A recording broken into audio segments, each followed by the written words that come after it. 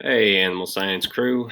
This morning, just wanted to check in with you all and go over some basic facts on goats. We're going to get started on this unit. Typically, when I teach this with sheep, I do sheep and goats together. So that's how I'm still going to structure this unit. So we finished sheep.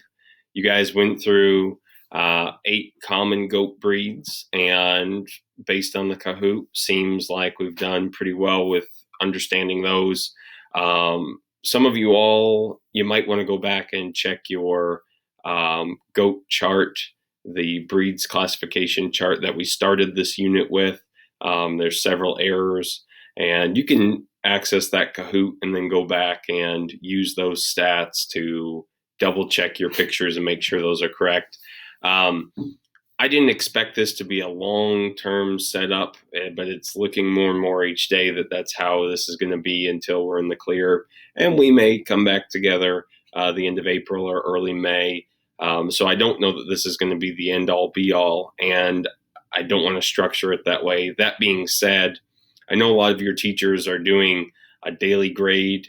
Instead of going crazy with my grade book, kind of what I'm doing is assessing your work on a weekly basis, which is just taking the 5 assignments for the week, rolling them together, 10 points a day, 50 points a week. So as long as we are meeting most of that threshold, and I see that there's a general understanding of the material being taught, then I'm awarding the 10 points.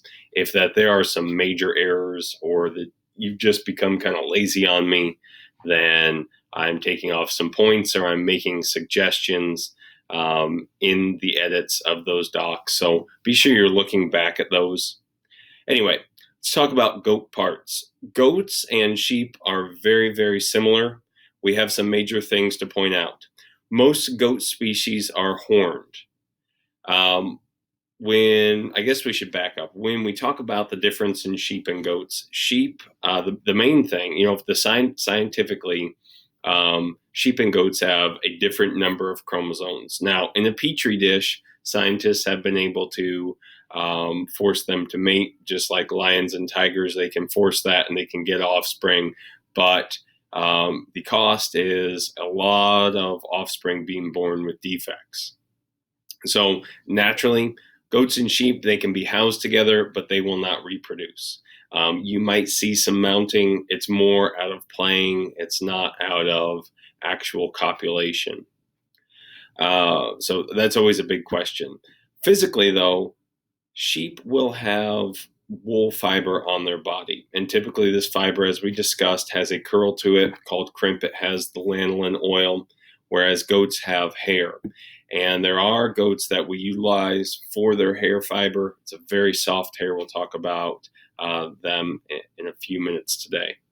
When we look at the body parts of goats, we see that most goats have horns, and those horns curl back. They typically do not get as big as the horns that our domesticated sheep breeds have.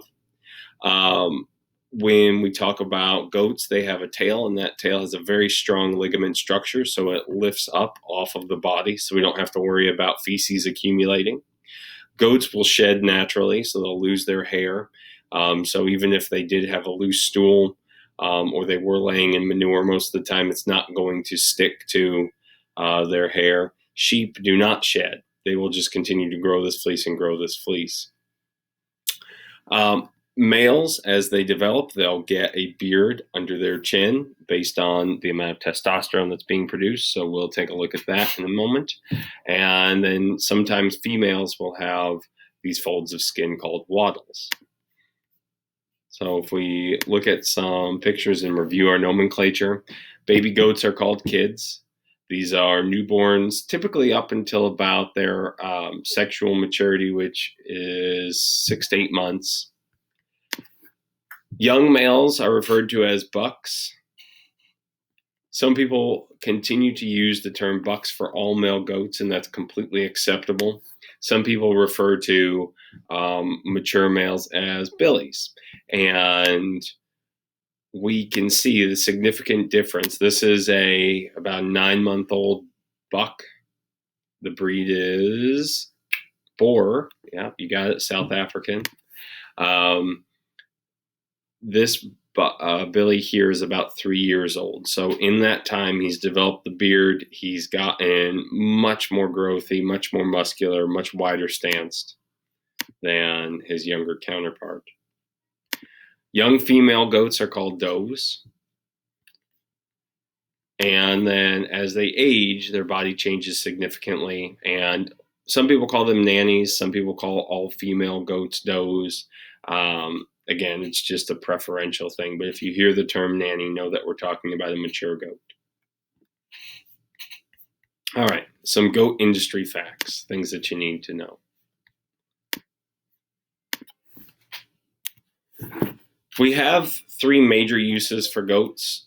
The first is their meat, believe it or not. We'll talk about that today. Tomorrow we'll get into milking goats, and then their hair, which we'll finish up this unit on.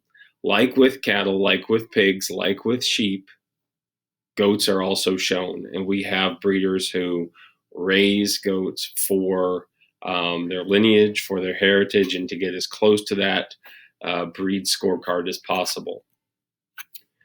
Let me move my picture here. It's going to jump me out of this. There we go. The meat from goats is called Chevron. Not Chevron. It's not a gas station, but Chevron. Some people who say it fast say Chevon. Chevron is becoming more popular because it's being used as a filler for goat meat. So you can buy just ground goat. You can buy goat sausage. And then we've got this meat over here. Yeah. Pepperoni.